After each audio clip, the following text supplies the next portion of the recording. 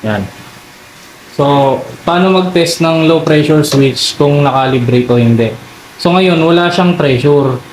So, dapat, pag ite-tester nyo itong 1, 3, at 5, pag walang pressure, dapat ito may continuity or tutunog siya. So, yan, tinest ko, hindi siya tumunog. Dilipat ko dito, tumutunog siya. Ibig sabihin, naka-trigger yung LPS, pero walang pressure. Hindi pwede yun. Dapat, pag walang pressure, dito ang continuity. Pag may pressure, dapat dito. Eh, wala siyang pressure. So, ngayon, na-adjust natin na dapat, pag tinest natin na walang pressure, ito yung meron connection. Walang Phillips screw.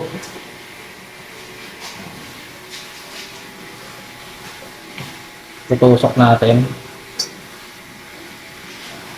Tutusok natin. Tapos, ikot natin ng counterclockwise. May UPang kasi to eh. So, kakalibrate natin to.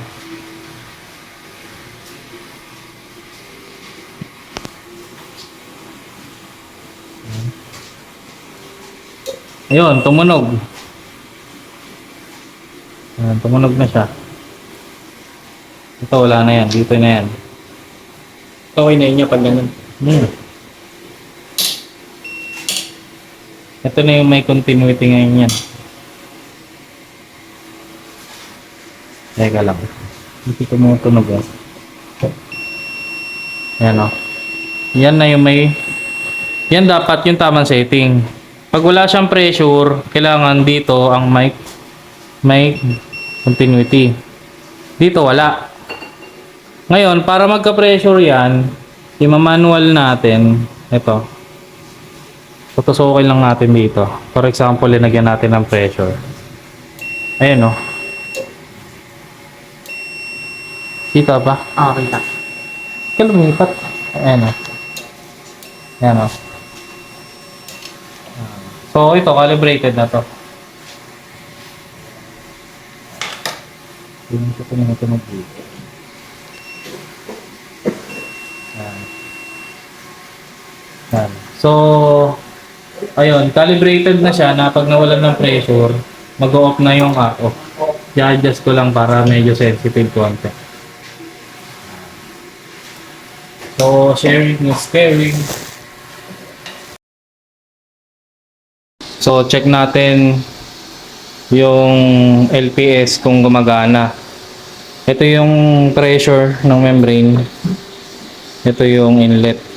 So, titestingin natin. Ito yung feed, ito yung RO. Yan, on ko.